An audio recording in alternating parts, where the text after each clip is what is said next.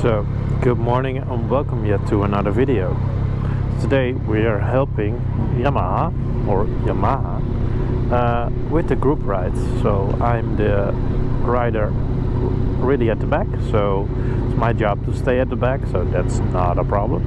And we are going to combine it with some first impressions.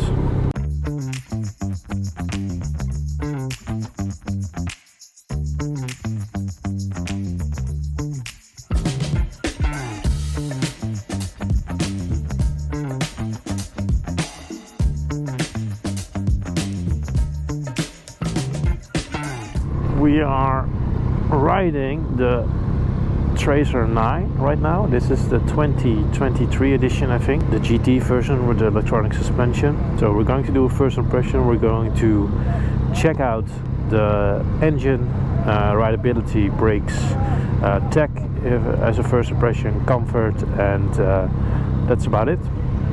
It's an hour and a half. The drive is an hour and a half. But I will try to pick my moments where the wind is at the lowest. So we're riding right now. There are a lot of beautiful Yamahas right now. Maybe I'm going to check out the XSR 900 next. Really interested in that one, because that's the new one. That's a little bit too high for him.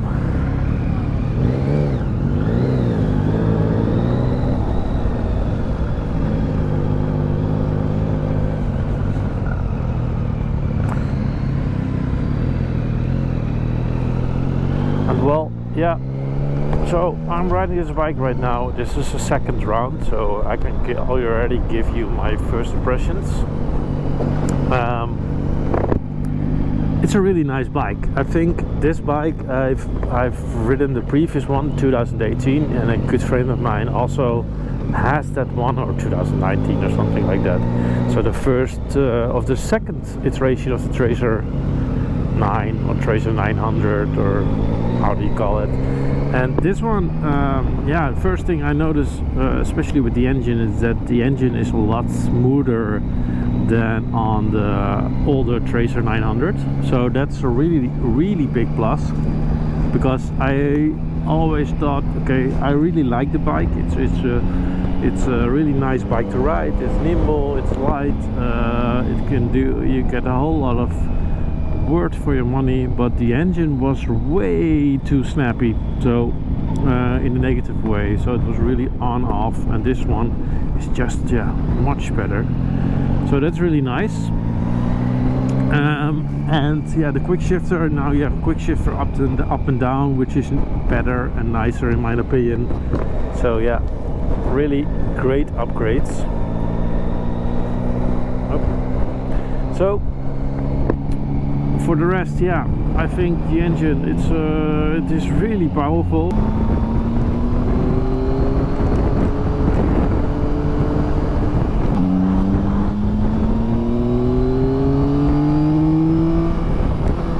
It's a triple cylinder, which I'm not a fan of, but it's a nice engine.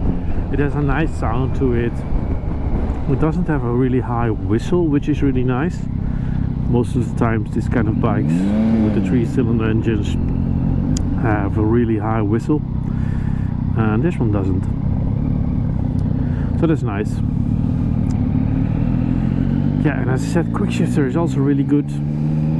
Absolutely perfect. And I think that will be the problem with this bike. It is absolutely perfect, which is not something you always look for in a bike, because you need some character or something like that. But we'll see. So talking about suspension, I think the electronic KYB or Kayaba suspension is really smooth. It's better than my previous V100 Mondello S suspension. Yeah, really liking it. Absolutely liking it. Loving it. Good suspension. So let's go to comfort. So I am around 1 meter and 86 centimeters, so a little bit above average height, and this bike is really comfortable for me. It does have a little bit of a sporty position, but I can really ride all day with this bike. So this will probably be my bike, my preferred bike for the day, because I can choose all the models today. But I think if I would look for a bike that is just good for a day like this, I think this bike is perfect. So the seat is really good, really stiff, but also a bit plush and really wide. And I think as a passenger you also have a really good seating position, so that's nice. Wind protection, yeah, I think that could be better, but yeah, you can. You have two ways to do it. So this is the lowest version, so I reckon that you have a little bit more wind in your face, but maybe a little bit less buffeting. But yeah, it's nice that you can adjust it on the fly, and maybe with a little bit bigger windscreen you are really in a cocoon. The tech, yeah, this bike is loaded with tech, so it has electronic suspension, a cruise control, quick shifter up and down, cornering lights, LED at the front and at the rear, everything you can imagine. Probably has cornering ABS, so that's nice. There's only one gripe that I have with this particular model, and I see the new GT version, so this is a 2023 version. The new GT has an updated display, because this display is a little bit, it's already dated, and it's a new bike, but it's really hard to read. It's not, I'm not a fan of it. So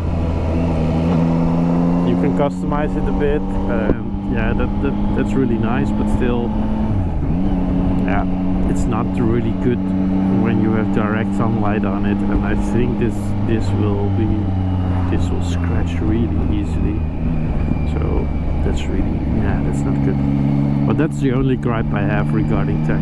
First impression that I also forgot to mention is that it has so many buttons. I think the Africa Twin is worse, but this one also has a lot of buttons.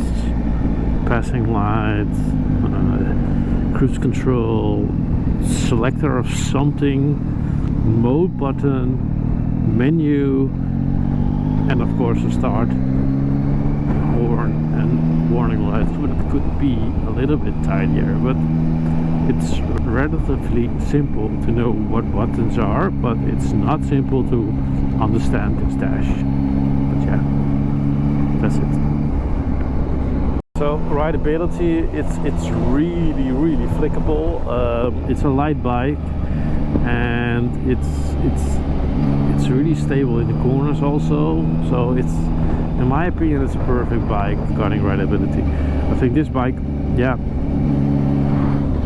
you can use this bike as a tourer. You can use this bike as a very nice commuter bike. You can travel on it. You have standard cases with the GT version. So if you're in the market for a bike, like, okay, I need a bike that I can tour on, I need a bike that I can ride long distances on, go on holiday, have my girlfriend at the back, or my boyfriend, if you whatever you want, this is a perfect bike. If I think about the looks of this bike, I think it's not the most beautiful bike on the market, but the looks are very subjective. So I do like my Italian bikes, I like my American bikes, I like my European bikes, and most of the times the Japanese bikes are not in my I don't like them very much, and this one especially. But as I said, looks are really subjective. It's different for anyone. I have a particular taste, and I can imagine that some people really like this kind of bike and how it looks. It's modern. It has some really cool features. It's sporty, so I can imagine that some people will like it, but I personally don't. If I was not clear already. So, final conclusions on this bike. I think it's a really nice bike. I would definitely not buy it unless I'm in the market for a reliable, good bike, which excels in almost everything. It has a good rideability, it has a good engine, it has really nice features, really nice tech.